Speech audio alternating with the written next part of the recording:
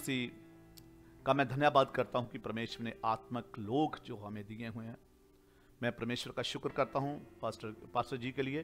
तो पास्टर जी, हम आपको होसना इंटरनेशनल मिनिस्ट्री में वेलकम करते हैं और मैं चाहूंगा कि कलीसिया जोरदार ताड़ी लगाए वेलकम के लिए। हालेलुया, धन्यवाद धन्यवाद धन्यवाद।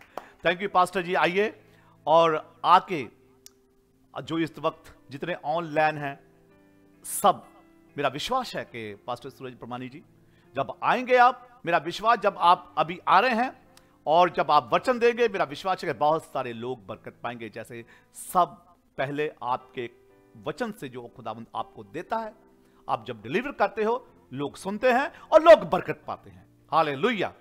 तो आइए खुदावंद के खादम के साथ मिलके आज के वचन से सीखेंगे। गॉड ब्लेस यू पास्टर जी। आइए। Thank you Jesus. Hallelujah. God ने खुदावंद हमारे महान प्रभु परमेश्वर जो था, जो है, जो आने वाला है, जिसके सामने हर एक का नाम रखा जाता है, वह जो अल्फा और ओमेगा, आदि और अंत, प्रथम और अंतिम है। वो कभी नहीं बदलता, वो युगानुयुग एक सा है। He is the same yesterday, today and forever। मैं सबसे पहले अपने उस महान प्रभु परमेश्वर को धन्यवाद देता हूँ कि उन्होंने मुझे आज आपके साथ परमेश्वर के वचन जो मैं आपके साथ देना चाहता हूँ, उन्होंने मुझे एक वचन दिया आपके साथ बांटने के लिए, और मैं धन्यवाद करता हूँ। उसके बाद होसाना इंटरनेशनल मिनिस्ट्री का जो यूएस में है, और धन्यवाद देता हूँ आदरणीय परमेश्वर के दास पास्टर डेविड मसीह का। मैं शुक्रगुजार हूँ पास्टर जी आपका कि आपने मुझे इनवाइट किया ताकि मैं आपके कलीसिया से और तमाम उन लोगों से बात करूँ आपके पेज के थ्रू। और मैं धन्यवाद देता हूँ परमेश्वर की दासी बहन रोमिका मसीह जी का, जिनके द्वारा मुझे ये इनविटेशन मिला था। और बहन, आपके गीतों को पूरा भारत सुनता है, आपको परमेश्वर और ऊंचा उठाए, ये हमारी प्रार्थना है। और मैं पास्टर जी को भी धन्यवाद देता हूँ जिन्होंने मुझे इनवाइट किया, और ये मीटिंग कुछ दिन पहले ही फिक्स हुई थी, और इसे सुबह लेने का इसीलिए एक कारण था क्योंकि ये मीटिंग विशेषकर उनकी कलीसिया जो कि अमेरिका में है और टाइम डिफरेंस की वजह से इस टाइम पे ली गई थी। और हमने सोचा कि इसके थ्रू हमारे जो लोग हैं, जो भारत में हैं, जो बाहर हैं, वो भी इसको सुन पाएंगे और वो उसमें बड़ी बरकत हासिल करेंगे। और आज की आराधना के लिए भी प्रभु को बहुत धन्यवाद। और ये समय है कि हम अब परमेश्वर के वचन में आगे जाएं, और जाने से पहले मैं आपको चंद बातें बताना चाहता हूं आज के कलाम के लिए। जो मैं आपके साथ शेयर कर रहा हूं, जो मैं आपके साथ बांट रहा हूं आज, इसे सुनना ही सिर्फ इंपॉर्टेंट नहीं है। बाइबल ऐसा बताती है कि सुने हुए वचन से कोई फायदा नहीं हुआ क्योंकि वो विश्वास के साथ बैठा नहीं। इब्रानियों की पत्री में लिखा गया है उन इजराइलियों के लिए जो लोग नाश हो गए थे, मिस्र से निकले थे पर कनान नहीं पहुंच पाए थे। आप जानते हैं उनके लिए क्या लिखा गया है? सुने हुए वचन से कोई फायदा नहीं हुआ, लाभ नहीं हुआ, कोई बेनिफिट नहीं हुआ, क्योंकि सुनने वालों के अंदर वो मन के साथ, वो विश्वास के साथ बैठा नहीं। मैं आपको बताना चाहता हूं, शायद आपको थोड़ी इस बात को सुन के आपको थोड़ा बुरा लग सकता है, लेकिन सच्चाई है। 90% लोग जो आजकल चर्चेस में हैं, यूट्यूब पे देखते हैं, मैं आपको सच कहता हूं 90%, उन 10% को साइड करके मैं 90% लोगों के लिए बात कहना चाहता हूं। You people are a good listener, आप एक अच्छे सुनने वाले हैं, पर मैं आपको बताना चाहता हूं ये सुनना ही इंपॉर्टेंट नहीं है।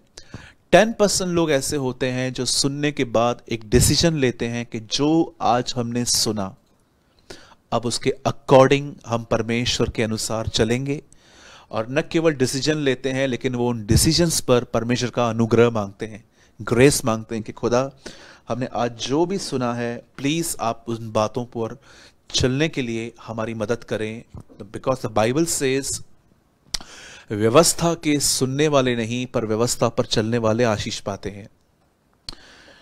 आप एक अच्छे लिसनर हैं, इतना ही इंपॉर्टेंट नहीं, इतना सिर्फ इंपॉर्टेंट नहीं है। एक डिसीजन हम सबको आज के वचन को सुनने के बाद लेना पड़ेगा, और अगर हम नहीं ले रहे हैं तो हम भी उन 90% में आ जाएंगे जिनके लिए यहेजकेल में ऐसा लिखा गया है कि तू उनके लिए एक वीणा एक इंस्ट्रूमेंट होता है जो परमेश्वर की आराधना में वर्क करता है, काम करता है। परमेश्वर यहेजकेल से कहते हैं अदरवाइज तू उनके लिए एक वीणा बजाने वाला ठहरा है। इंग्लिश में लिखा है you are a entertainer. Otherwise आपके लिए ये मीटिंग एक मीटिंग नहीं होगी, ये सिर्फ एक एंटरटेनमेंट हो जाएगी। मैं सभा की शुरुआत 10 या 12 मिनट के बाद कर लूँगा। छोटा सा वर्ड है जो मुझे परमेश्वर ने आप लोगों के लिए दिया है, पर उससे पहले मैं एक इम्पॉर्टेंट बात करना चाहता हूँ, और मैं चाहता हूँ कि आप इन बातों को सुनकर आप एक निर्णय लें। और चाहे आप कहाँ से भी मुझे देख रहे हैं, किधर से भी देख रहे हैं, दुनिया के किसी भी कोने में देख रहे हैं, ये सभा सिर्फ और सिर्फ अमेरिका के लोगों के लिए नहीं है, ये हर एक के लिए है। इसलिए मैं आपसे विनती करता हूं कि आज जो आप सुन रहे हैं ये बड़ा अद्भुत है, और मुझे लगता है कि अगर आप पुराने हैं तो आपको तो आज वचन को एक हक करनी चाहिए। जैसे यीशु मसीह जब मुर्दों में से जी उठे तो मरियम उनके सामने जा रही थी, तब यीशु ने कहा मुझे मत छू। मुझे ऐसा लगता है कि मरियम ने इतने 3 दिन के बाद उससे जब देखा था तो वो इतनी एक्साइटेड हो गई थी कि वो उसको हक करने जा रही थी, लेकिन यीशु ने उसको रोका था। Listen very carefully. अगर आप पुराना नियम पढ़ रहे हो उत्पत्ति से लेके मलाकी तक, तो आपने एक बात वहां देखी होगी, परमेश्वर ने 4000 साल तक एक प्रोफेसी की थी अलग अलग तरहों से, और वो प्रोफेसी थी कि उसका बेटा यीशु मसीह, जिसका नाम पुराने नियम में जिक्र नहीं है लेकिन मसीह का आना था, पर पुराने नियम में यीशु नाम का जिक्र नहीं है, लेकिन परमेश्वर पुराने नियम में कई बार लोगों को यह समझाता आया था कि एक आएगा। जेनेसिस में लिखा गया है उत्पत्ति में कि स्त्री का बीज शैतान को कुचलेगा, यीशु मसीह। निर्गमन में लिखा गया है कि एक खून जो है वो घर की चौखट पे लगाया है, यीशु मसीह। उसके बाद आप पढ़ेंगे लेवी व्यवस्था में सिर्फ बलिदान बलिदान बलिदान, यीशु मसीह। उसके बाद अगर आप आराम से आगे पढ़ेंगे गिनती की किताब के अंदर एक सांप को ऊंचे पे चढ़ाया गया और जितनों ने उसे देखा सब चंगे हो गए। ये साइन था क्रॉस का, यीशु मसीह। व्यवस्था का विवरण लॉ गिवर कौन है? एक ही, यीशु मसीह। बाइबल के हर किताब के अंदर उसे प्रेजेंट किया गया है। परमेश्वर पुराने नियम से लेके मलाकी तक के धार्मिकता का सूर्य उदय होगा, जिसकी किरणों के द्वारा, जिसे सन के अंदर से जो किरणें आती हैं, वैसे ही वो कहता है कि वो आएगा और इसकी किरणों से तुम शिफा पाओगे, चंगाई पाओगे, यीशु मसीह। पर आप जानते हैं जब पुराने नियम के अंदर जब परमेश्वर ने ऐसी बातें कही, प्रतिज्ञाएं दी, प्रॉमिसेस दिए कि मेरा बेटा आएगा, प्रोफेसीज की, लेकिन जब वो बेटा इस पृथ्वी पर आया, मरियम के द्वारा पैदा हुआ, इतिहासकार बताते हैं और कलाम भी बताता है कि वो एक कारपेंटर का बेटा था, बड़ई का पुत्र। वो बड़ई था, अपने माँ बाप के बीच में रहा, अपने लोगों के बीच में रहा।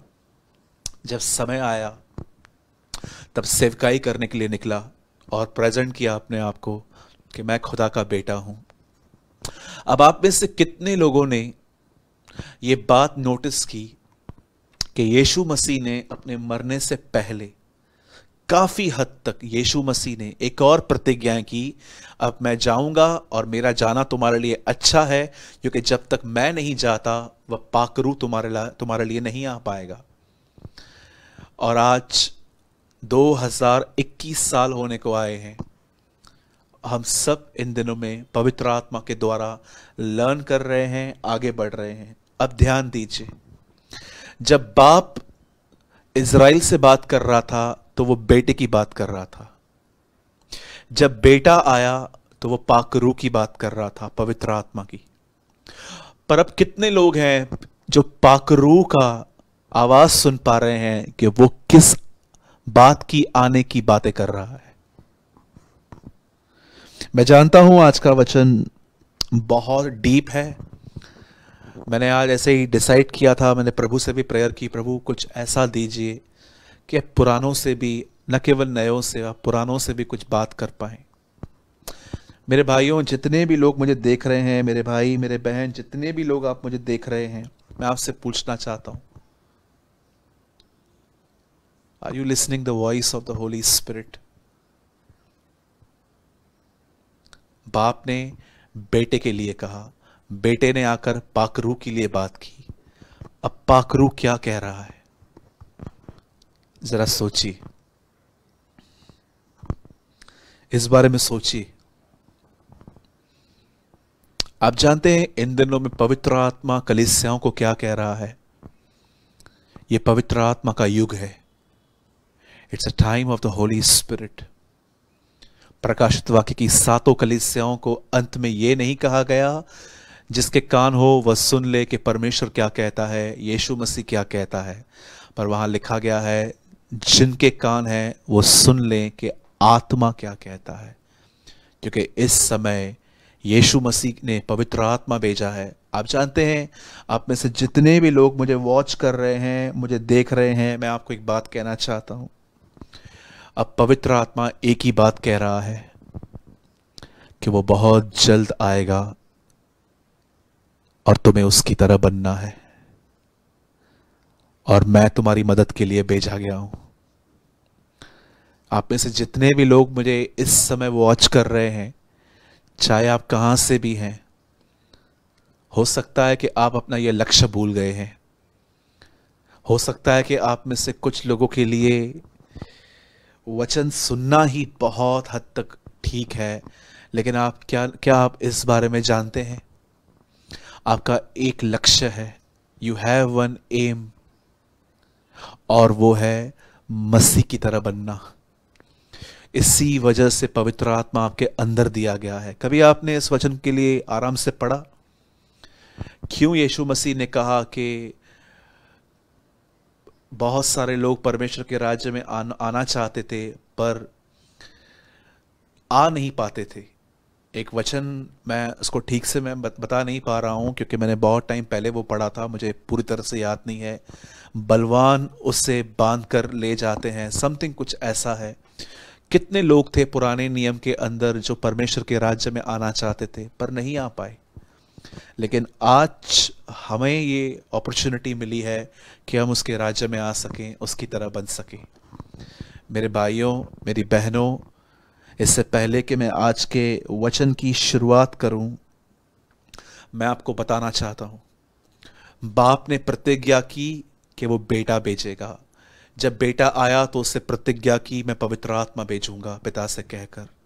और अब पवित्र आत्मा जानते हैं क्या कह रहा है कि बहुत जल्द वो वापस अपने लोगों को लेने के लिए आएगा। और याद रखिए, वो उनको लेने के लिए नहीं आएगा जिनके पास बहुत पैसा है, ना ही उनको लेने के लिए आएगा जिनके पास बहुत बड़ी बड़ी कलीसियाएं हैं, ना ही उनको लेने के लिए आएगा जिनके पास बहुत बड़े बड़े वरदान हैं प्रचार करने के, आराधना करने के, चर्चेस को स्टैब्लिश करने के। जी नहीं, वो उन लोगों को लेने के लिए आएगा जो उसके साथ जी रहे हैं, जो उसके साथ उठते हैं, बैठते हैं, बात करते हैं। आप जानते हैं, गुमराह पुत्र जब बाप के घर को छोड़ के गया, आप सब इस स्टोरी को जानते होंगे। आज सुबह का टाइम है, थोड़ा हम आराम से बात कर रहे हैं। आपने वो स्टोरी पढ़ी होगी जिसमें यीशु मसीह ने एक ऐसे बेटे के लिए बताया जो अपनी बाप की संपत्ति को लेके चला गया। मैं आपको कुछ प्रैक्टिकल बताता हूं जो बहुत आपको काम में आ सकता है। ये देखिए, ये बाप है, ये बेटा है। ये पहले एक ही घर में रहते थे। एक दिन बेटा थोड़ा अलग हुआ, बाप को कहने लग गया मुझे संपत्ति का पैसा चाहिए। बाप ने दे दिया। अब देखिए, इन दोनों हाथों के बीच में डिस्टेंस आ रहा है। अब ये दोनों बहुत दूर दूर रहने लग गए। बाप तो बिल्कुल वहीं पर था जहां पर वो था, बेटा अब दूर चला गया। आप जानते हैं, बेटे ने सब कुछ किया, व्यभिचार किया, गलत काम किए होंगे, सब कुछ किया होगा। बाइबल में इसका जिक्र नहीं है, लेकिन हम जस्ट हम सिर्फ इमेजिन ही कर सकते हैं। ऐसा लिखा है कि उसने अपना सब पैसा कुकर्म में उड़ा दिया। अब देखिए, इसने सब कुछ उड़ा दिया। अब मैं आपसे एक सवाल पूछता हूं, बाप के साथ कोई कनेक्शन नहीं है इसका, लेकिन ये बाप से दूर है, सब कुछ उड़ा दिया। दूर रहकर भी मैं आपसे पूछना चाहता हूं, दूर रहकर भी क्या ये कह सकता है कि ये मेरा बाप नहीं है? क्या ये कह सकता है मेरा बेटा नहीं है? ये अब भी बाप बेटे हैं। लेकिन जानते हैं, ये अब भी बाप बेटे हैं, लेकिन आप जानते हैं कोई संबंध नहीं है, नो रिलेशनशिप। काश आप इस गहरी बात को समझ लें। ये बाप है, ये बेटा है, दोनों अलग अलग रहते हैं, फिर भी बाप बेटे हैं, लेकिन संबंध नहीं है। आप जानते हैं कितने मसीह लोगों का संबंध खुदा के साथ सिर्फ संडे चर्च तक है। 6 दिन वे मूवीज पे जाते हैं, घर के अंदर बिग बॉस देखते हैं, कोई ऐसा सीरियल चलता है जिसमें डबल मीनिंग की बातें होती हैं, वो भी देखते हैं। सेल्फीज निकालने में इतने बिजी होते हैं कि अंदर का सेल्फी बिगड़ चुका है, ये पता ही नहीं है। लेकिन संडे के दिन उसी दिन प्रॉपर बरोबर अच्छे कपड़े पहनकर मेकअप करके चर्च पहुंचते हैं। जानते हैं बाइबल ऐसे लोगों को क्या कहती है? बाइबल कहती है ऐसे लोगों को दोगला जीवन, डबल लाइफ। मैं जानता हूं आप में से कुछ लोग अब ऑफलाइन हो जाएंगे, या तो आप अब छोड़ के चले जाएंगे कि चलो भाई, अब ये भाई कैरेक्टर के ऊपर बात कर रहा है। पर मुझे इससे कोई फर्क नहीं पड़ता। सच सच है। अगर आज मैंने आपको ये बात नहीं बताई तो मैं आपको सच कहता हूं, परमेश्वर न्याय के दिन मेरी गर्दन पकड़ेगा और कहेगा जिसे दिया जाता है उससे लिया जाता है। जब मैंने तुझे बताया था तो क्यों नहीं बोला? प्रभु, मुझे डर लग रहा था अगर मैं सच्चाई बोलूंगा तो आने वाले टाइम में जितने भी लोग मुझे ऑनलाइन सुन रहे हैं वो सुनना मुझे बंद कर देंगे। उनके अंदर मेरे लिए एक इमेज बन जाएगी कि ये भाई सिर्फ डांटता है, चिल्लाता है, रिब्यूक करता है, परमेश्वर के प्रेम के बारे में नहीं बताता। और ये दूसरों को भी बताएंगे मत सुनो, he is a false teacher, ये झूठा व्यक्ति है, वगैरह वगैरह। प्रभु, मैंने इसलिए ये किया क्योंकि मुझे अपनी इज्जत की परवाह थी। ओके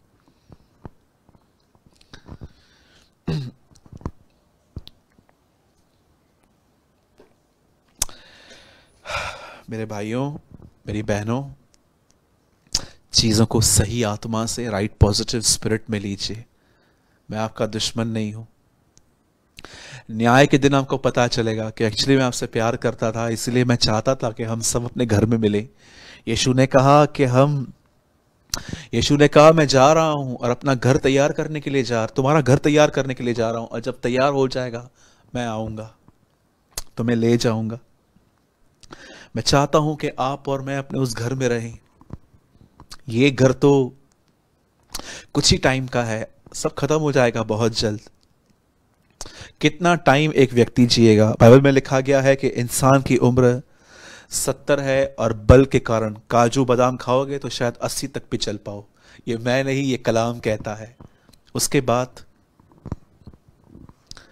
मुझे आज भी याद है जब एक लेजेंड थे, अंकल बिली ग्राम, जिनको मैं बहुत बहुत बहुत ज़्यादा मैं जिनका आदर करता हूँ, मैंने उनकी शिक्षाओं से बहुत कुछ सुना है, सीखा है। वो हमेशा एक बात कहते थे कि जिस दिन तुम ये सुनो कि मैं मर गया, उस दिन इस बात पर विश्वास मत करना कि मैं मर गया, मैं पहले से अधिक जीवित हूं। मैं आपको सच कहता हूं, जिस दिन मैंने ये बात समझी थी कि जिस दिन तुम ये सुनो कि मैं नहीं हूं, मैं मर चुका हूं, मैं सो गया हूं, उस दिन इस बात पर विश्वास मत करना कि मैं मर चुका हूं, मैं पहले से अधिक जीवित हूं। आपकी और मेरी दुनिया जो है वो 70 या 80, वो भी परमेश्वर ने चाही तो स्ट्रेस की वजह से तो आज आदमी 55-60 में ही खत्म हो जाता है। उसके बाद एक सच्चा जीवन है आपके लिए। आप जानते हैं, हम मसीह लोगों के लिए मौत नाम की कोई चीज नहीं है। बाइबल में ऐसा लिखा गया है, हे मौत तेरा डंक कहां रहा, हे मृत्यु तेरी जय कहां रही। देखो जय ने मृत्यु को निगल लिया, हे मौत तेरा डंक कहां रहा।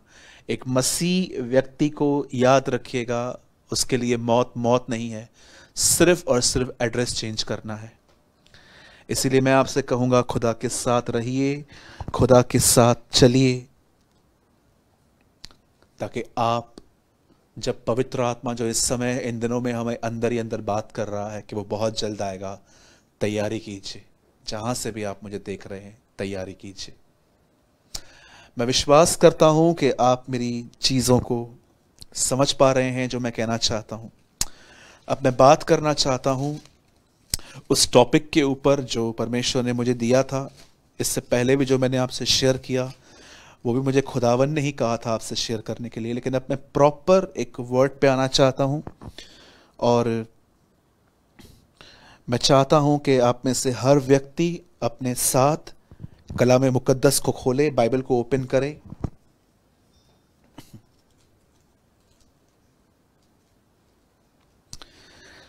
हम सब खोलेंगे मत्ती की इंजील, मैथ्यू चैप्टर 6। मैं चाहता हूं आप सब पहले खोल लीजिए।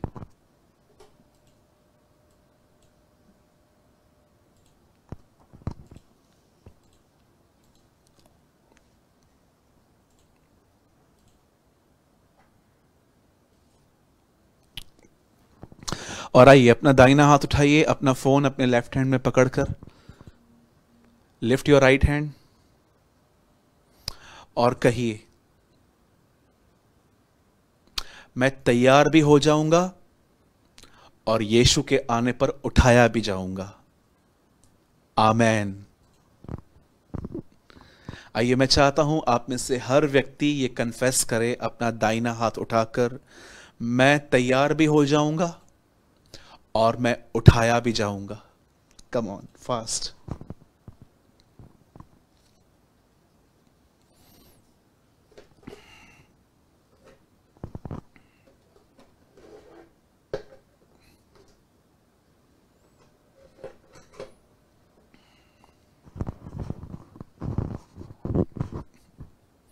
मैं तैयार भी हो जाऊंगा और उठाया भी जाऊंगा।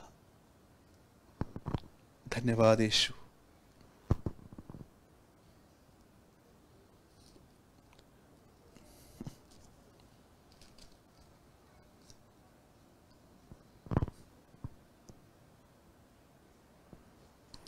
यस, आमेन।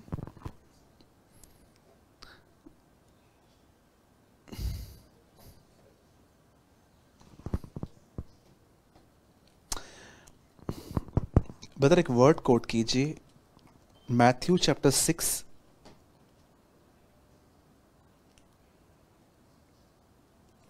वर्स 34।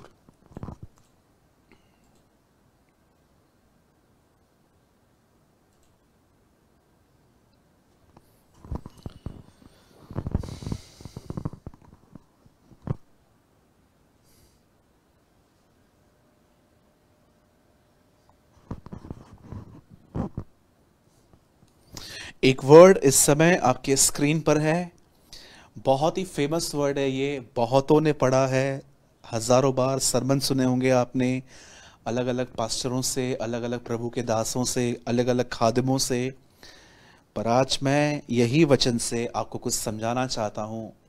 और आज स्पेशली वर्ड उन लोगों के लिए है जो बहुत थोड़ी थोड़ी बातों पे चिंता करते हैं। और मैं आपको पहले ही बता देता हूँ, यह वचन जो मैं आपके साथ शेयर कर रहा हूँ, इसमें मैं बिल्कुल भी सिद्ध नहीं हूँ। मैं भी आपकी तरह ही स्ट्रगल कर रहा हूँ, गिरता हूँ, उठता हूँ, गिरता हूँ, लड़ता हूँ, थॉट्स को भगाता हूँ, वापस आते हैं, फिर लड़ाई करता हूँ, कभी कभी डिप्रेस हो जाता हूँ, कभी कभी फिर से खड़ा हो जाता हूँ। I have a lot of experience. कभी कभी डर और चिंता मेरे अंदर भी घुस के आती है, लेकिन परमेश्वर मुझे संभाल रहे हैं और मैं जो कुछ भी सीखता हूँ मैं आपके साथ शेयर कर रहा हूँ। और मैं चाहता हूँ कि आज के वचन को आप बहुत ध्यान से सुनें। यहाँ लिखा गया है, इसलिए कल की चिंता न करो। आइए, जो भी आपके पास में बैठे हुए हैं उनको बोलिए, कल की चिंता मत करो, क्योंकि कल का दिन अपनी चिंता आप कर लेगा। आज के लिए आज ही का दुख बहुत है। मैं एक बार फिर से पढ़ रहा हूं इस वचन को, मुझे ये वचन पढ़ने में बहुत मजा आता है। कल की चिंता न करो, क्योंकि कल का दिन अपनी चिंता आप कर लेगा। आज के लिए आज ही का दुख बहुत है। मुझे लगता है कि आज इन दिनों में जब हम लॉकडाउन में थे, खैर अभी लॉकडाउन खुलता जा रहा है, हमारे यहाँ भी काफ़ी कुछ खुल रहा है, खुलता जा रहा है।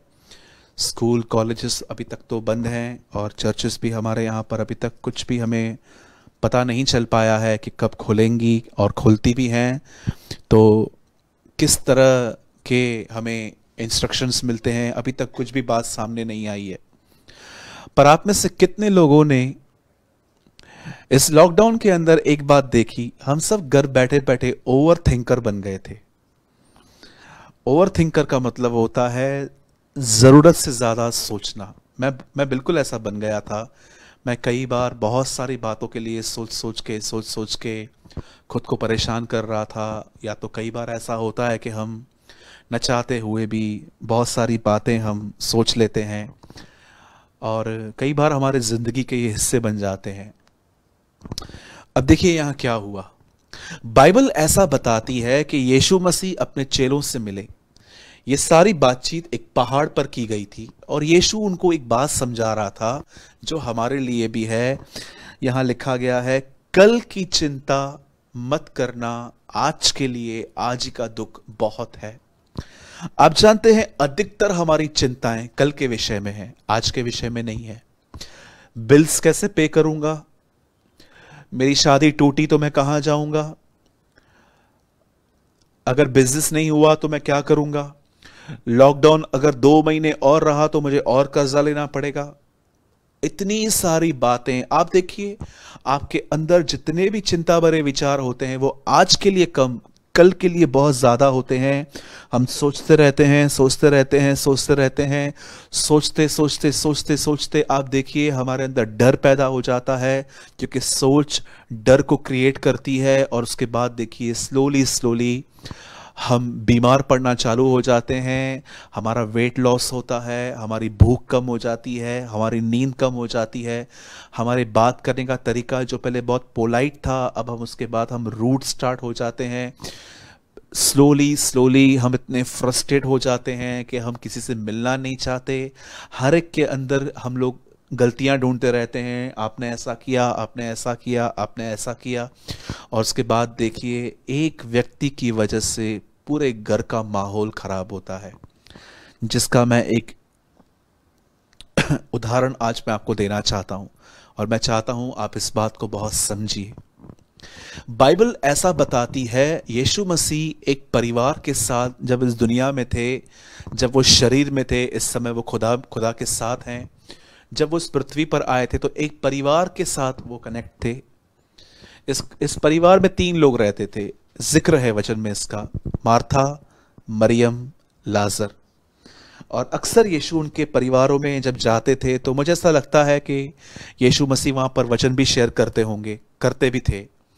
और जैसे यीशु मसीह ने एक दिन सुना कि लाजर बीमार है और उनको मैसेज मिला कि जल्दी चले आओ, भाई बीमार है, तो ऐसा लिखा गया है कि यीशु मसीह ने जाना रोक दिया। उसने बोला नहीं, अब नहीं। लेकिन एक दिन ऐसा आया जब उसे पता चला कि जब वो मर चुका है बीमार होने के बाद, तब यीशु मसीह वहां से निकले और जैसे वहां पर गए, ऐसा लिखा गया है मार्था उन्हें दरवाजे के बाहर ही मिल गई। वहां पर काफी सारे लोग खड़े थे और जैसे मार्था वहां पर खड़ी थी, यीशु मसीह से बातचीत हुई। और आप जानते हैं कि जब यीशु से उनकी बात हुई, तब मार्था ने उन्हें एक ही बात कही, यदि आप यहां होते तो मेरा भाई कदाप भी न मरता। तब यीशु मसीह ने उनके साथ बात की और आपने देखा होगा यीशु ने उसके बाद कहा कि वो जी उठेगा। तब मार्था ने कहा हाँ, एक दिन आएगा रेजरेक्शन डे जब वो जीवित हो जाएगा। यीशु ने उससे कहा पुनरुत्थान और जीवन मैं हूं, जो मुझ पर विश्वास करते हैं, यीशु ने कहा है, यदि वो मर जाएं तो भी वो जिएंगे। मैं आपसे एक बात पूछना चाहता हूं, यहां पर यीशु मसीह कब की बात कर रहा है, प्रेजेंट की कि फ्यूचर की? और मार्था क्या बात कर रही है, फ्यूचर की या प्रेजेंट की? जरा सोचिए। मैं आपसे एक सवाल पूछना चाह रहा हूं, जब यीशु मसीह कहता है तेरा भाई जी उठेगा, तब वो फ्यूचर की बात कर रहा था कि प्रेजेंट की बात कर रहा था? और जब मार्था कहती है कि वो जी उठेगा, तो वो फ्यूचर की बात कर रही है कि प्रेजेंट की बात कर रही है? आप जानते हैं जब यीशु मसीह उसको कह रहा था कि तेरा भाई जी उठेगा, तब यीशु मसीह प्रेजेंट की बात कर रहे थे, लेकिन मार्था फ्यूचर की बात कर रही थी। मेरे भाइयों, मेरी बहनों, यही एक प्रॉब्लम है हमारा भी। ठीक है, मार्था उन दिनों में शायद उसके पास उतना नॉलेज नहीं था जितना आज की जनरेशन के पास है। रेजरेक्शन के बारे में हम लोग को बहुत सारे वर्सेस याद हैं, वचन याद हैं, हम तो उन समयों को भी थोड़ा थोड़ा जानने की कोशिश कर रहे हैं। लेकिन ठीक है, उसका जो नॉलेज था वो इतना ज़्यादा नहीं था। लेकिन आज आप और मैं तो बहुत अच्छे से जानते हैं कि उन दिनों में यीशु मसीह ने फ्यूचर की नहीं, उन दिनों में यीशु ने उसको ये बात कही थी कि मैं आया हूं, वो जिएगा। लेकिन वो उसकी चिंता कर रही थी, वो ये कह रही थी कि फ्यूचर में एक दिन आएगा जब वो जिएगा। अब मैं आपसे एक बात पूछना चाहता हूं, आप किस तरह हैं? यीशु की तरह हैं जो आज में जी रहे हैं, कि मार्था की तरह हैं जो फ्यूचर में जी रही है? जरा सोचिए। मेरे भाइयों और बहनों, मैंने स्ट्रेस को टेस्ट नहीं किया है, मैंने उससे खाया है।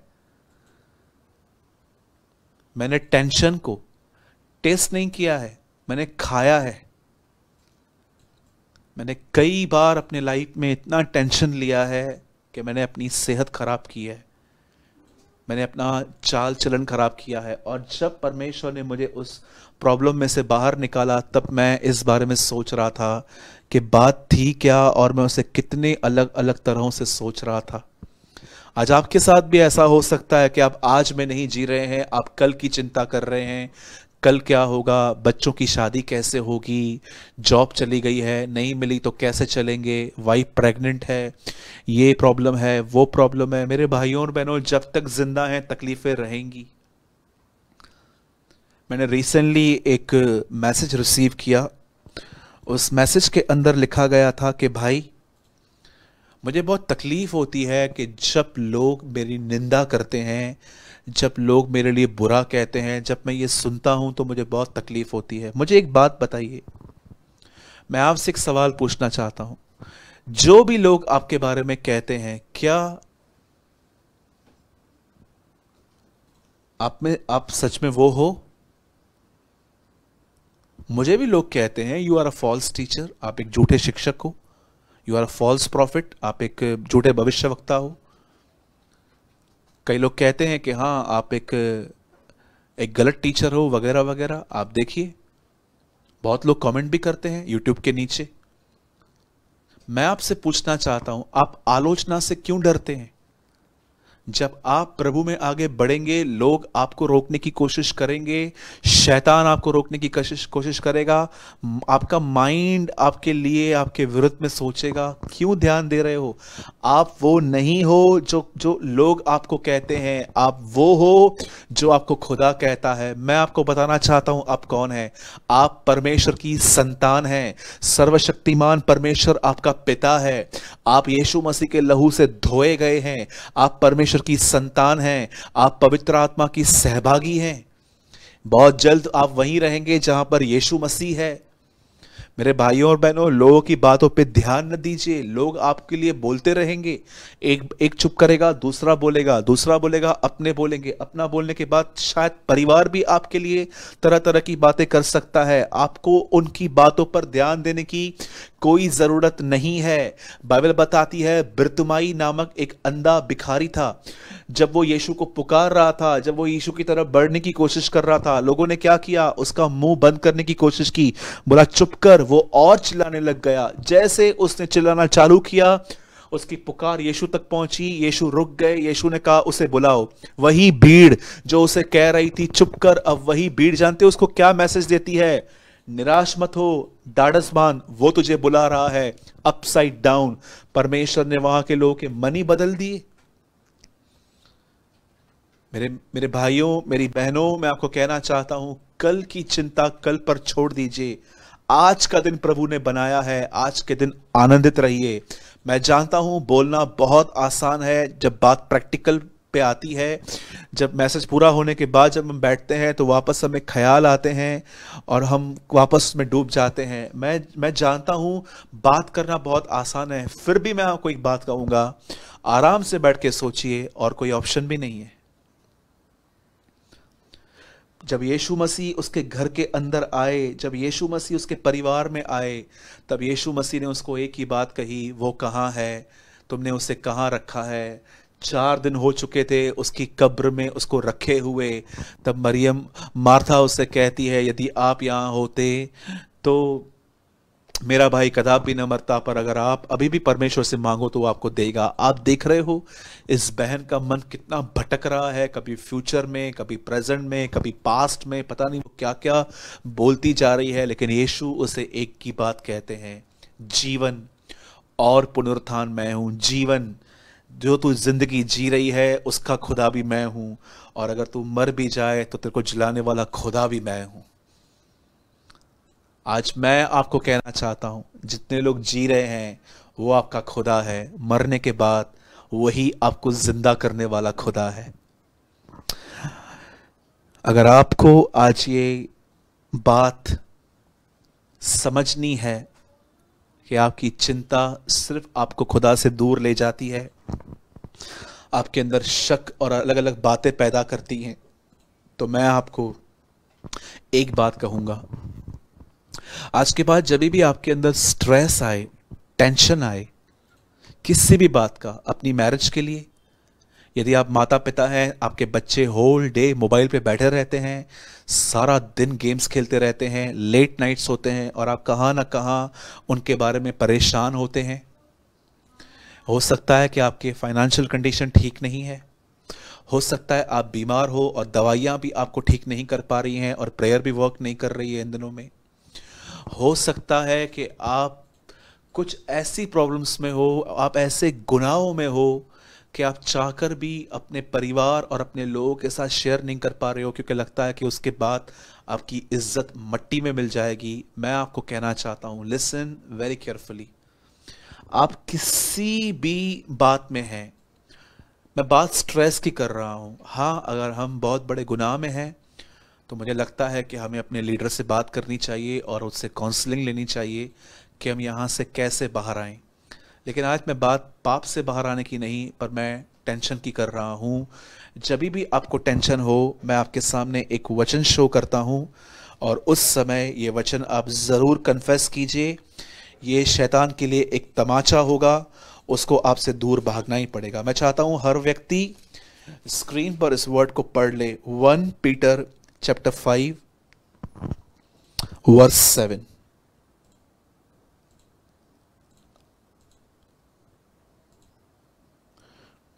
1 Peter 5 verse 7।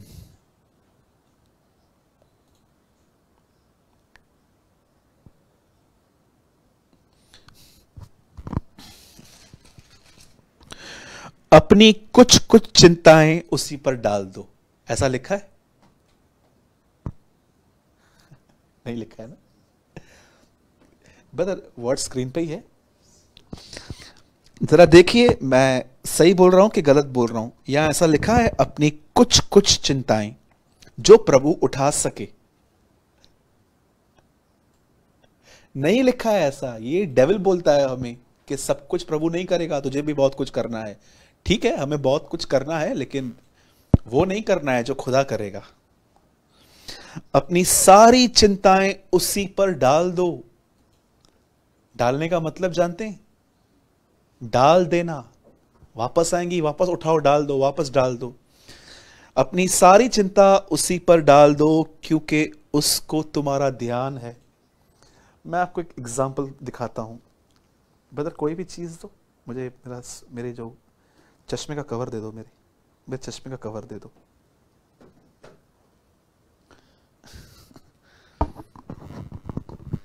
जरा सोचिए, प्रभु ने कहा है डाल दो। समझो ये एक एग्जाम्पल देता हूं। समझिए आपके सर पर 30 किलो का वजन आपने ऐसे मेरी तरह ऐसे रखा है, और आप 30 किलो का वजन उठा के कहां से जा रहे थे। अचानक आपने देखा कि यीशु मसीह आपके रास्ते से, आप जहां से गुजर रहे थे, यीशु कार लेके जा रहा था और पीछे बड़ी लॉरी की तरह यीशु लॉरी चला रहे थे। और जैसे यीशु मसीह ने आपको देखा, यीशु ने कहा कहाँ जा रहे हो? प्रभु मैं मार्केट जा रहा हूँ। ये क्या है आपके सर पे? प्रभु ये सामान है 30 किलो का, ये मैं बेचने जा रहा हूँ। कितना दूर है आपका मार्केट? प्रभु यहाँ से 4 किलोमीटर दूर है। ठीक है, आप जाओ, पीछे बैठ जाओ।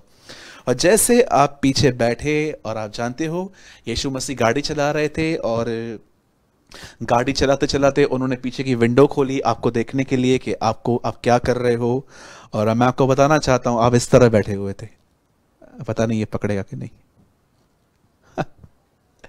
आप इस तरह बैठे हुए थे। तब यीशु ने कहा ये क्या है? प्रभु ये मैंने अपने ऊपर रखा। अरे उतारो उसको नीचे। बहुत सारे लोगों ने यीशु मसीह के साथ रहकर भी अपने बोझ यीशु को नहीं दिए हैं, वो खुद ही चलते रहते हैं। मैं आपको कहना चाहता हूं, कई हद तक मैं भी ऐसे करता हूं, लेकिन समय समय पे प्रभु मुझे इनकरेज करता है कि भाई चल तू थक गया है, अभी नीचे उतार।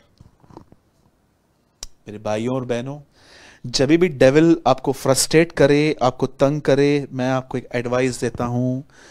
पहला पतरस 5:7 अपने मुंह से कन्फेस कीजिए। मैं आपको दिखाता हूं मैं कैसे कन्फेस करता हूं। शैतान मुझसे दूर हो जा, क्योंकि वचन में लिखा गया है उसको मेरा ध्यान है, मैंने अपनी सारी चिंताएं उस पर डाल दी है। गेट लॉस्ट, दूर हो जा मुझसे। यीशु मसीह ने क्या कहा अंत में उसको? दूर हो जा। जब आप ये कहोगे, आपको ऐसा फील होगा कि कुछ अंधकार आपसे दूर हो रहा है। अदरवाइज मैं आपको सच कहता हूं, ये डेविल आपको मेंटली टॉर्चर कर करके, हैरेस कर करके आपको बीमार कर सकता है। मैं इस वर्ड को यहीं पर मैं ख़त्म कर रहा हूं, और मैं विश्वास करता हूं कि आज के कलाम के द्वारा आपने बहुत कुछ सीखा होगा, लर्न किया होगा। और एक बार फिर से मैं आपसे ये उम्मीद करता हूं कि अपना दाहिना हाथ उठाइए और कहिए, अब से मैं फिक्र नहीं करूंगा, अब से मैं चिंता नहीं करूंगा, क्योंकि परमेश्वर को मेरा ध्यान है। आइए, मैं चाहता हूं आप में से जितने भी लोग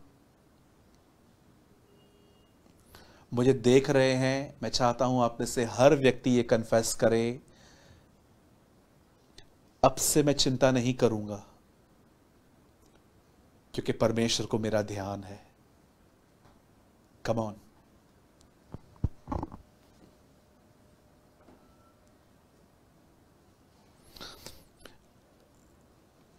आइए सब कन्फेस कीजिए, अब से मैं चिंता नहीं करूंगा, क्योंकि परमेश्वर को मेरा ध्यान है।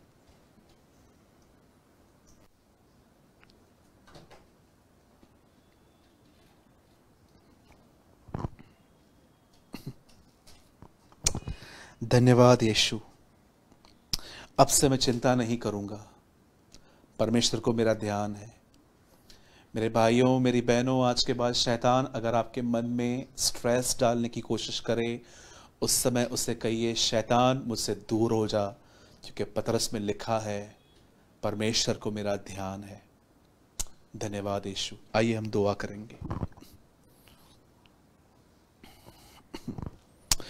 स्वर्गीय पिता, हम दुआ करते हैं यीशु मसीह के नाम में, जितने भी लोग प्रभु आज हमें देख रहे हैं, प्रभु जी, निराशा, परेशानी, स्ट्रेस क्या होता है, तुझसे अच्छा कौन जानता है प्रभु।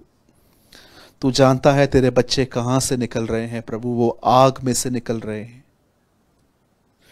मैं दुआ करता हूँ खुदावंत, अपने लोगों की केयर कर, जैसे तू हमेशा करता आया है। अपने लोगों को दुष्ट आत्माओं से, शैतान से और गलत लोगों से बचाता रहे प्रभु जी। हम पर दया कर। जितने भी लोग प्रभु जी हमें इस समय देख रहे हैं, यीशु मसीह के नाम में चंगे हो जाएं। हर एक व्यक्ति प्रभु जिसे इन दिनों में कोरोना वायरस ने पकड़ा है, यीशु मसीह के नाम में चंगा हो जाए। जितने भी लोग प्रभु जी होशाना मिनिस्ट्री से हमें देख रहे हैं, प्रभु उन्हें बरकत दे। और जितने अन्य लोग भी प्रभु जी हमें देख रहे हैं, तो उन्हें भी बहुत सारी बरकत दे प्रभु जी। आपका अनुग्रह, आपकी दया हमेशा लोगों पर रहे। मैं विशेष प्रार्थना करता हूँ खुदावंत पास्टर जी के परिवार के लिए, पास्टर जी के लिए और बहन रोमिका के लिए, उनके परिवार के लिए प्रभु मैं दुआ करता हूँ प्रभु जी, आपका अनुग्रह, आपकी दया प्रभु जी इन लोगों पर बनी रहे, आपकी करुणा इन लोगों पर बनी रहे प्रभु जी। ये जिस जिस कामों में हाथ डालें, उन कामों को आप सफल करें प्रभु जी। हम दुआ करते हैं यह सेवकाई पूरे संसार में जाए प्रभु, और बहुतों के लिए नजात का, उद्धार का प्रभु जी कारण बन पाए। हम आपको महिमा और आदर देते हैं प्रभु। विश्वास करते हैं कि आपने हमारी दुआओं को सुना। विश्वास करते हैं, इस दुआ को यीशु के नाम में मांगते हैं। आमीन एंड आमीन। मैं धन्यवाद करता हूँ आप सभी का, जिन्होंने इस मीटिंग में हिस्सा लिया। और प्रभु मेरा गवाह है कि मुझे पंजाब से बहुत प्यार है। मैं पंजाब कई बार आया हूँ, मैं नवाज शहर आया हूँ, मैं लुधियाना आया हूँ, और मैंने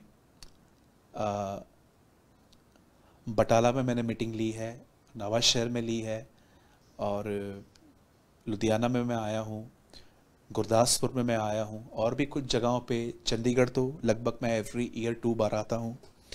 और मैं आपको सच कहता हूँ, मुझे पंजाब के लोगों से बहुत प्यार है। I love Punjab.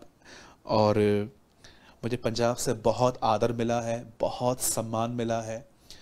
और मैं आपको सच कहता हूँ, आज भी हमारे मिनिस्ट्री के अंदर मुझे लगता है सबसे ज़्यादा हमें मैसेजेस पंजाब से आते हैं। मेरे काफ़ी अच्छे मित्र हैं पंजाब के अंदर, काफ़ी सारे पास्टर्स हैं जो मुझे जानते हैं और जो मुझे समय समय पे इनवाइट करते हैं। अभी लॉकडाउन के बाद भी प्रभु ने चाहा तो हम ज़रूर आएंगे। और आप हमारे लिए भी दुआ करते रहें। और एक बार फिर से मैं पास्टर जी का धन्यवाद करता हूं, और हर एक उनकी टीम का। हमारे लिए भी दुआ करते रहें कि हम प्रभु में बढ़ते रहें, और दुआ करें कि जल्द से जल्द कलीसियाएं खुलें और एक बार फिर से हम मिल पाएं। मैं धन्यवाद करता हूं आप सभी का, जिन्होंने इस मीटिंग में हिस्सा लिया।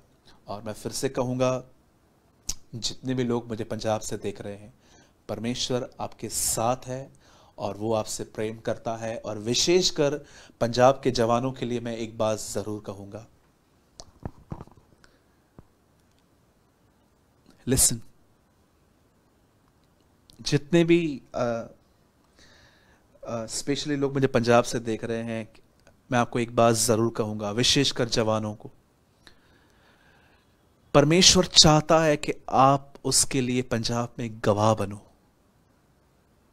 उसके विटनेस बनो। मैं every Friday pastor Salim Khan ji के पेज से स्पेशली पंजाब के लोगों के लिए और अन्य लोगों के लिए भी मैसेज देता हूँ। गॉड इज़ माई विटनेस कि मैं पंजाब के लोगों से बहुत प्यार करता हूँ, और मैं एक परमेश्वर की मर्जी आपको बता रहा हूँ। आप में से जितने भी लोग, नो डाउट ये सबके लिए है, पर मैं इस समय जब मैं इस वीडियो को बंद कर रहा हूँ तो मैं पंजाब के लोगों के लिए एक बर्डन फील कर रहा हूँ कि परमेश्वर आप में से हर व्यक्ति के लिए चाहता है कि आप उसके गवाह बनो। गवाह जानते हैं कौन होते हैं? वो लोग जो अपने लाइफ से क्राइस्ट को शो करते हैं, अपने जीवन से, जो अपने जीवन से शो करते हैं कि हाँ ब्रदर, अपने कैरेक्टर के, अपने नेचर के थ्रू वो शो करते हैं हु इज जीसस। न केवल, मैंने आपको पहले से ही कहा कि न केवल ये संदेश जो है ये सिर्फ अमेरिका के उस चर्च के लिए है, नो डाउट ये उनका इनविटेशन है, आई रिस्पेक्ट, पर परमेश्वर ने आज मुझे कहा ये मैसेज हर एक के लिए है, चाहे आप कहाँ से भी हैं। पर इस समय मैं महसूस कर रहा हूँ कि परमेश्वर मुझे पंजाब के लिए कह रहे हैं कि मेरे भाइयों, मेरे जवान भाइयों और बहनों, परमेश्वर आपसे प्यार करता है और वो चाहता है कि आप उसके गवाह बनो। और गवाह वो होता है जो अपने जीवन से परमेश्वर की ग्लोरी, परमेश्वर का नेचर शो करे। प्रभु आपसे प्रेम करते हैं। हम बहुत जल्द मिलेंगे। धन्यवाद यीशु। हम आपको एक बार फिर से धन्यवाद देते हैं जितने लोगों ने आज की सभा में हिस्सा लिया। प्रभु आप सबों के साथ है। हम बहुत जल्द मिलेंगे। जय मसीह की।